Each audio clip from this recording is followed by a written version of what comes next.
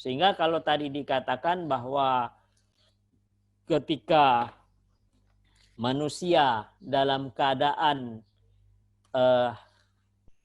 berbahaya di tengah lautan, maka dia akan bersungguh-sungguh memohon kepada Allah Subhanahu wa taala.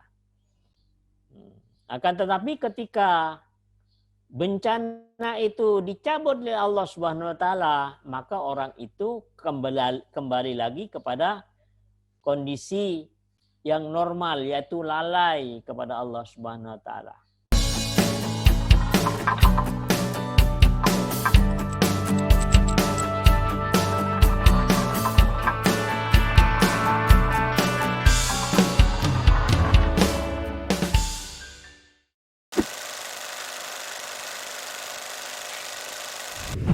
Bismillahirrahmanirrahim. Assalamualaikum warahmatullahi wabarakatuh. Waalaikumsalam warahmatullahi wabarakatuh. Alhamdulillahilladzi hadana lihadza wa ma kunna linahtadiya laula an hadanallah. Asyhadu an la ilaha illallah wa asyhadu anna Muhammadan abduhu wa rasuluh. Allahumma shalli wa sallim wa barik ala Muhammad wa ala ali Muhammad wa ba'd. Marilah kajian kita awali dengan pembacaan umul kitab Al-Fatihah.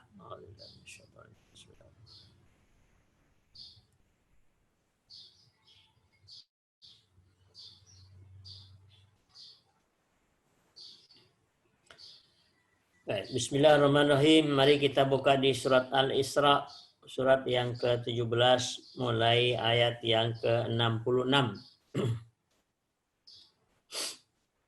A'udzubillahi minasyaitonir rajim.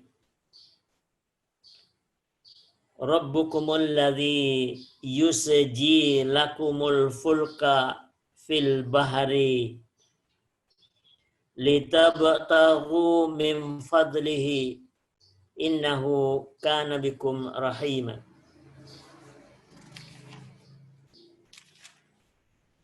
Tuhanmu lah yang melayarkan kapal-kapal di lautan untukmu agar kamu mencari karunia-Nya. Sungguh Dia Maha Penyayang terhadapmu.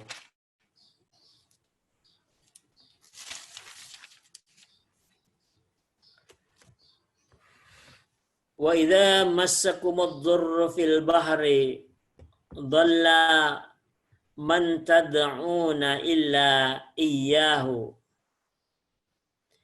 falamma najjakum ilal barri a'radtum wa kanal insanu kafura. Dan apabila kamu ditimpa bahaya di lautan, niscaya hilang semua yang biasa kamu seru kecuali Dia, kecuali Allah. Tetapi ketika Dia menyelamatkan kamu ke daratan, kamu berpaling darinya. Dan manusia memang selalu ingkar. Ayat ini menjelaskan kepada kita bahwa Allah Subhanahu wa taala, laut merupakan tempat untuk mencari nafkah.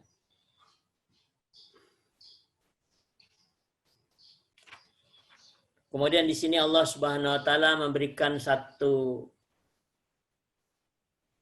ayat-ayat kauniyah bagaimana ketika manusia berada di tengah laut, kemudian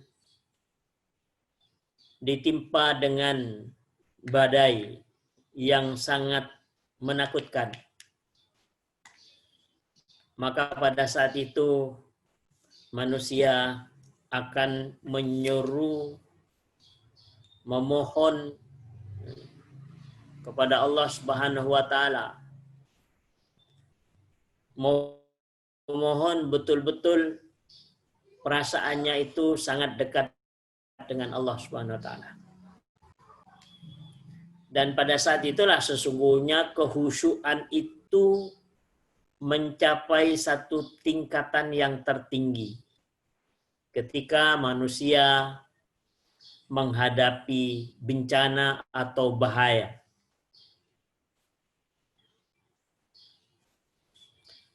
Kemudian ketika bencana atau bahaya itu dikabulkan oleh Allah Subhanahu wa taala, dihindarkan dari manusia. Kemudian manusia kembali lagi dalam keadaan lalai.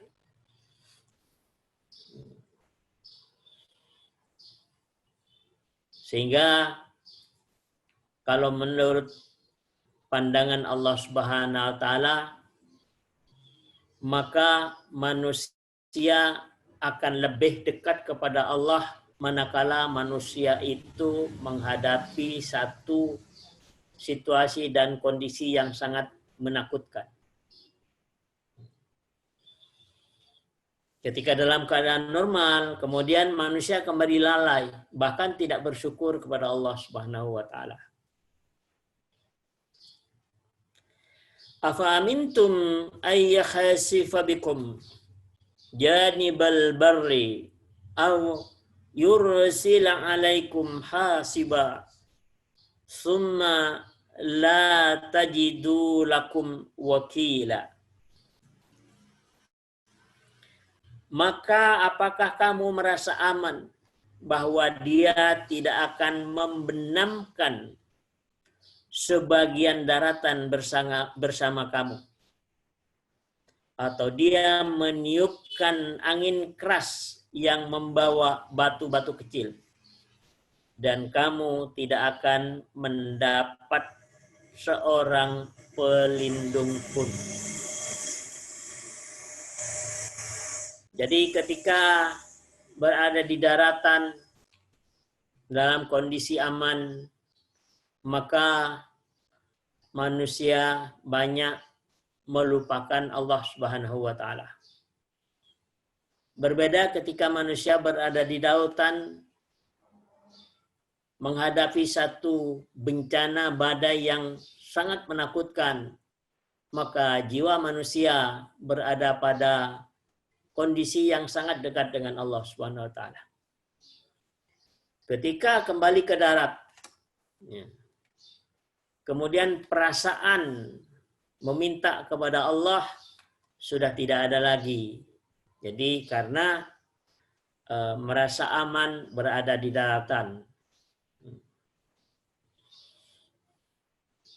Sehingga dari kondisi ini sesungguhnya justru manusia itu akan lebih baik, lebih bermanfaat ketika manusia dalam kondisi yang memang benar-benar dalam menghadapi satu bahaya.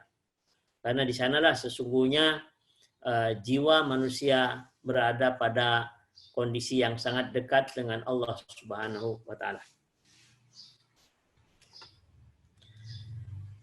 Am amintum ay yu'idakum fihi taratan ukhra fayursila alaikum qasifan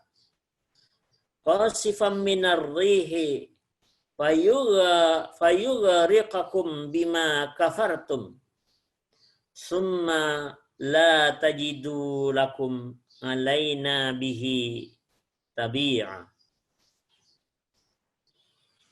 Ataukah kamu merasa aman bahwa dia tidak akan mengembalikan kamu ke laut sekali lagi? Lalu dia tiupkan angin topan kepada kamu dan ditenggelamkannya kamu disebabkan kekafiranmu. Kemudian kamu tidak akan mendapat seorang penolong pun di dalam menghadapi siksaan kami.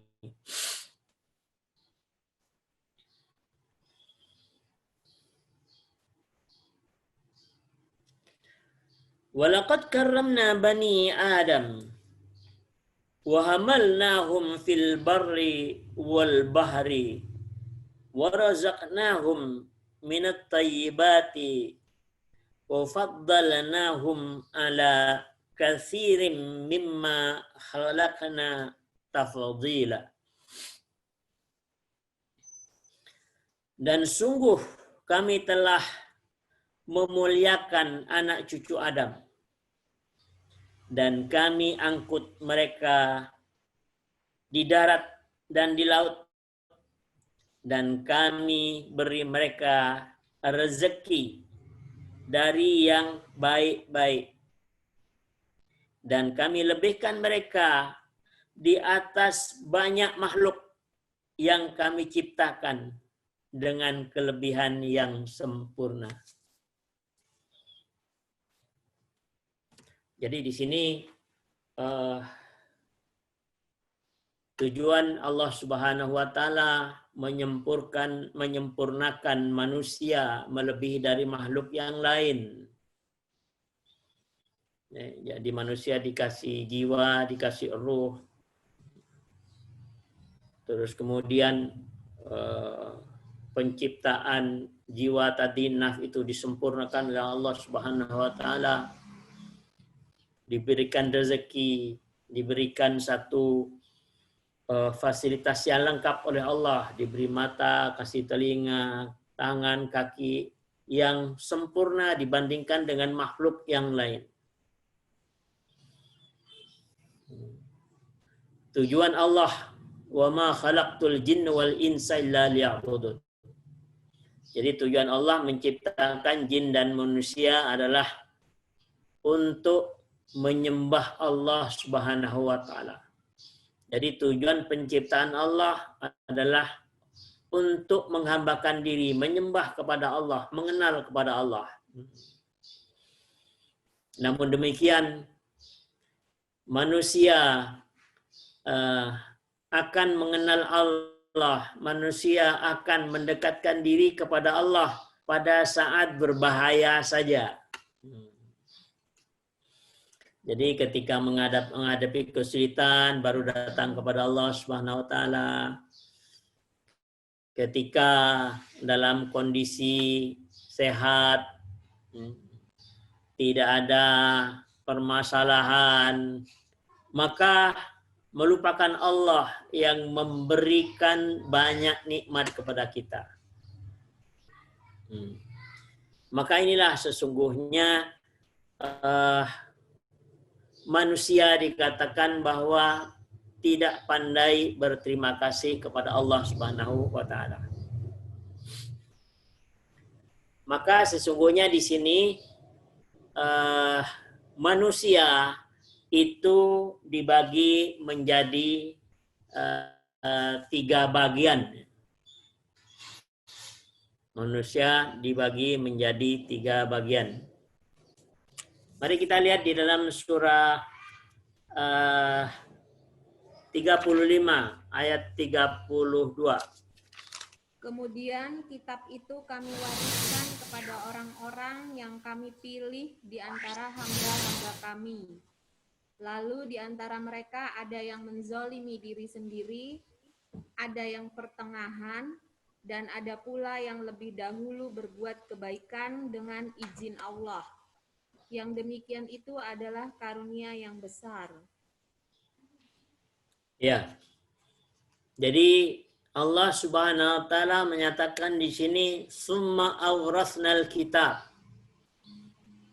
Jadi Allah menyatakan memberikan warisan kepada hambanya. Jadi Al-Quran itu memang akan diwariskan kepada hambanya, kepada manusia. Kemudian ketika Al-Quran ini mau diwariskan oleh Allah Subhanahu wa taala kepada hambanya, maka di sana ada tiga bagian manusia di dalam menerima warisan Allah Subhanahu wa taala. Yang pertama adalah alladzina astafaina min ibadina. Faminhum dzalimun li nafsih. Jadi ada orang yang mendolimi dirinya sendiri. Wa minhum muqtasid. Kemudian yang kedua, ada yang di tengah-tengah. Wa minhum sabiqum bil khairat biiznillah. Kemudian orang yang bersungguh-sungguh berpacu dengan kebajikan, bersungguh-sungguh mempelajari Al-Qur'anul Karim. Maka disinilah sesungguhnya mengapa manusia itu akan khusyuk kepada Allah Subhanahu wa taala pada saat bahaya menimpa dirinya. Ketika bahaya sudah dihilangkan oleh Allah Subhanahu wa taala, maka kembali manusia itu adalah lalai. Maka di sini sesungguhnya Allah mewariskan Al-Qur'anul Karim dibagi menjadi 3 bagian. Jadi ada yang bersungguh-sungguh, ada yang setengah-setengah, kemudian ada yang dolim sama sekali.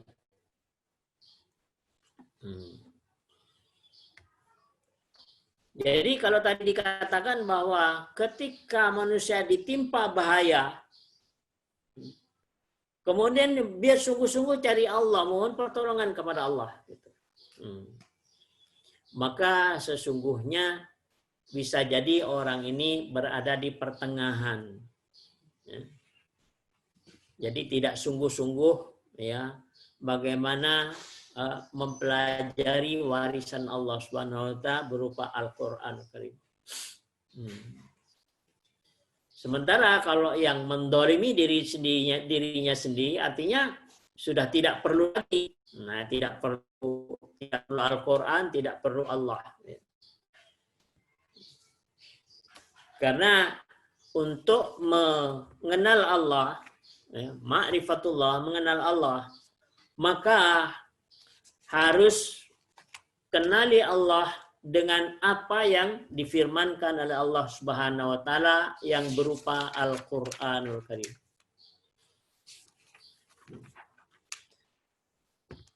Maka di sini ketika Allah Subhanahu wa taala menyatakan bahwa ada 3 kelompok manusia, ada yang bersungguh-sungguh, ada yang pertengahan, ada yang di bawah sama sekali. Maka nanti kondisinya di akhirat juga akan dibagi menjadi 3 bagian. Jadi orang yang bersungguh-sungguh, ya, maka itu yang dikatakan was-sabiqun as-sabiqun. Jadi orang yang masuk surga pertama kali.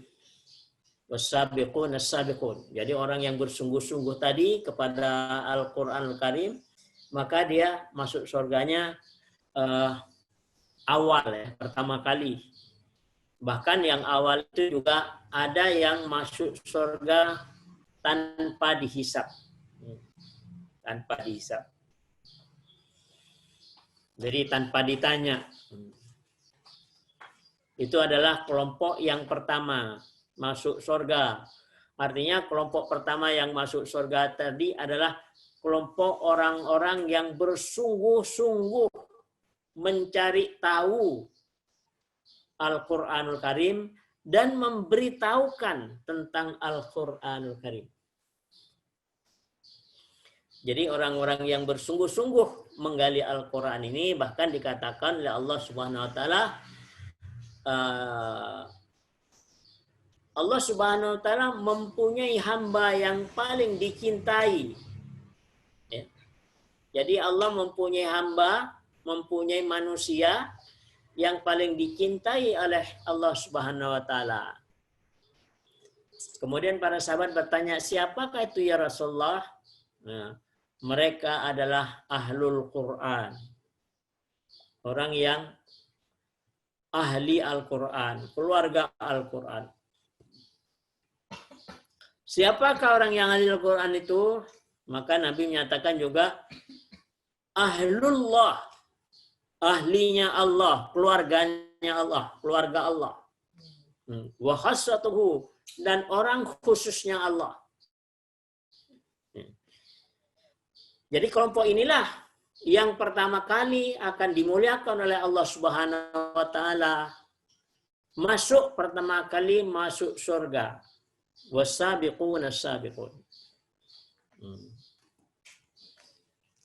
Orang yang bersungguh-sungguh kepada Al-Qur'an Karim. Kemudian yang kedua adalah ashabul yamin, golongan kanan kata Allah. Ada golongan kanan. Jadi golongan kanan ini adalah golongan yang masuk surga. Tapi masih ditanya oleh Allah Subhanahu wa taala gitu. Kalau tadi yang pertama itu yang sudah duluan ya. Nah, golongan kanan ini ashabul yamin ini adalah golongan yang masuk surga tapi masih antri menghadapi beberapa pertanyaan. Kemudian yang ketiga adalah ashabus shimal, golongan kiri. Golongan kiri ini adalah golongan orang-orang yang masuk neraka. Maka ini adalah golongan yang tadi zalimul li nafsi tadi. Orang-orang yang mendolimi dirinya sendiri. Yang masuk neraka ini ada yang kekal, ada juga orang yang masuk neraka tapi setelah dibersihkan oleh Allah kemudian diangkat, dimasukkan ke dalam surga. Jadi yang kekal itu misalnya seperti orang kafir, terus kemudian orang munafik, ya. Itu adalah ashabus shimal, golongan kiri. Ya. Kemudian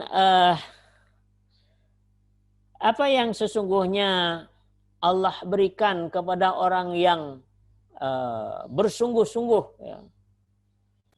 Sabiqunal awwalun, ya, was-sabiqunas sabiqun. Orang yang bersungguh-sungguh. Maka mari kita lihat di surat Al-Waqi'ah ya, surat yang ke-56. Ayat 11 sampai dengan ayat 26. Mereka itulah orang yang dekat kepada Allah, berada dalam surga kenikmatan, segolongan besar dari orang-orang yang terdahulu dan segolongan kecil dari orang-orang yang kemudian. Mereka berada di atas dipan-dipan yang bertahtakan emas dan permata. Mereka bersandar di atasnya berhadap-hadapan.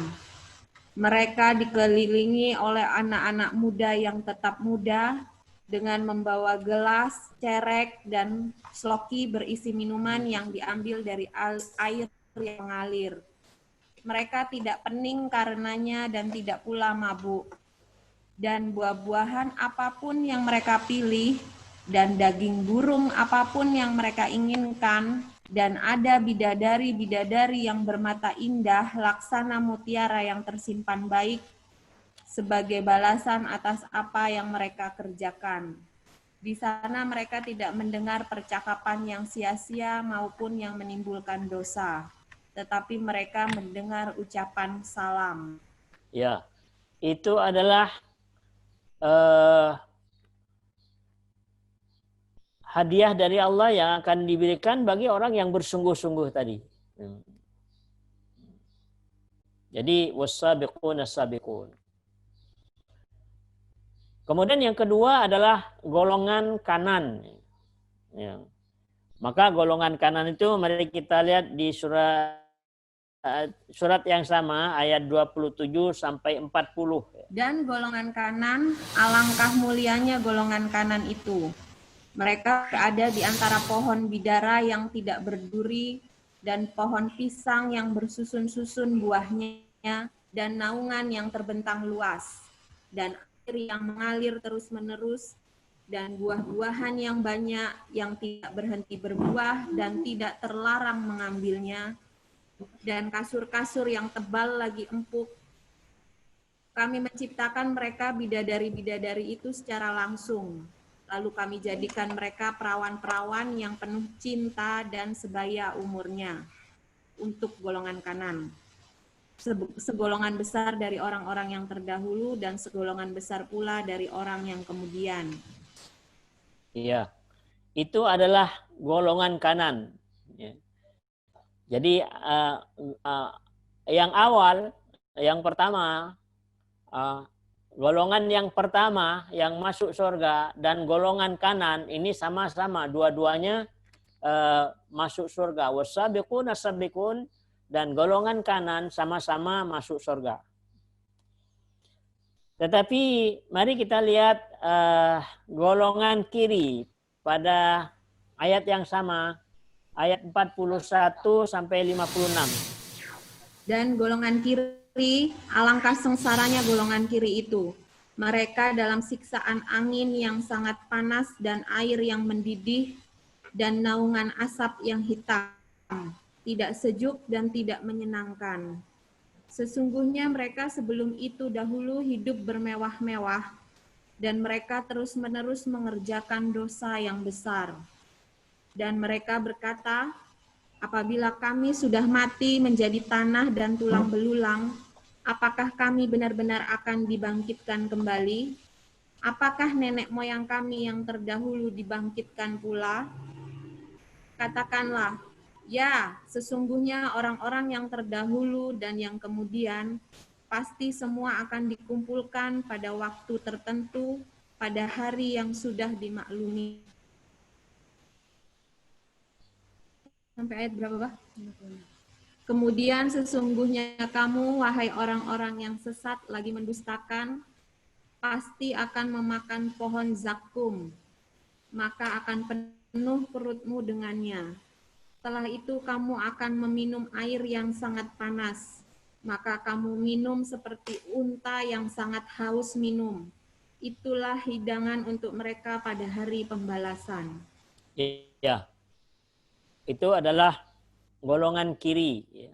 Golongan kiri yang akan dimasukkan ke dalam neraka. Jadi ketika Allah Subhanahu wa taala mewariskan kitab, ya, terdapat 3 golongan. Maka nanti di akhirat juga Allah Subhanahu wa taala membagi menjadi 3 golongan. Nah, golongan kiri itu adalah golongan orang yang mendolimi diri sendiri. Tadi dikatakan banyak orang yang bergelimang dengan kemewahan kehidupan, terus kemudian banyak melakukan dosa-dosa besar. Maka itulah yang akan masuk ke dalam golongan kiri. Sehingga kalau tadi dikatakan bahwa ketika manusia dalam keadaan berbahaya di tengah lautan, maka dia akan bersungguh-sungguh memohon kepada Allah Subhanahu wa taala. Akan tetapi ketika bencana itu dicabut oleh Allah Subhanahu wa taala, maka orang itu kembali lagi kepada kondisi yang normal, yaitu lalai kepada Allah Subhanahu wa taala. Maka bisa jadi orang-orang yang seperti itu adalah orang yang pertengahan tadi, artinya labil. Bisa 50-50, 50%, 50%, berada di pertengahan. Sungguh-sungguh juga tidak, kemudian dolim juga tidak. Sehingga kondisinya itu adalah keadaannya itu betul-betul berada di antara yang sungguh-sungguh dan orang yang mendolimi dirinya sendiri. Nah, sehingga dengan demikian sesungguhnya kesimpulan dari pemberitaan Allah Subhanahu wa taala ini adalah oleh karena sesungguhnya kita tidak mengetahui ya apa yang sesungguhnya diberitakan oleh Allah Subhanahu wa taala di dalam Al-Qur'anul Karim. Sehingga marilah kita ini di dalam umur yang masih diberikan kesempatan oleh Allah Subhanahu wa taala, mari kita bersungguh-sungguh mempelajari Al-Qur'an dan mengajarkannya. Karena itulah yang kata Nabi, khairukum man ta'allama al-Qur'an wa 'allamahu. Jadi orang-orang yang baik ya di antara kalian itu adalah orang yang mempelajari Al-Qur'an dan orang yang mengajarkannya. Nah, itulah sesungguhnya yang dikatakan orang bersungguh-sungguh kepada Allah menerima warisan Al-Qur'an itu. Sehingga benar-benar Al-Qur'an ini menjadikan satu pedoman hidupnya. Melalui Al-Quran itulah sesungguhnya seorang hamba itu mengenal Allah Subhanahu wa taala. Sehingga harapannya adalah mudah-mudahan kita semua dimasukkan di dalam golongan yang awal tadi. Karena Allah Subhanahu wa taala artinya mengabarkan bahwa ada di akhir zaman itu orang-orang yang mau bersungguh-sungguh gitu. Mudah-mudahan kita termasuk di dalamnya. Sehingga kalau di dalam hadis Nabi SAW, nanti ada sekelompok manusia di akhirat itu bersama-sama dengan Nabi. Kemudian para sahabat bertanya, apakah kami ini ya Rasulullah? Oh bukan, kata Nabi SAW, kamu itu adalah sahabatku. Orang itu adalah orang yang tidak pernah bertemu dengan aku. Tapi orang itu adalah sekelompok kecil yang menghidupkan Al-Quran dan Sunnahku ketika banyak orang telah melupakannya. Mereka itulah sesungguhnya nanti akan bersama-sama denganku di akhirat. Nah, mudah-mudahan kita semua ini akan termasuk seperti apa yang diucapkan oleh Nabi kita Muhammad sallallahu alaihi wasallam.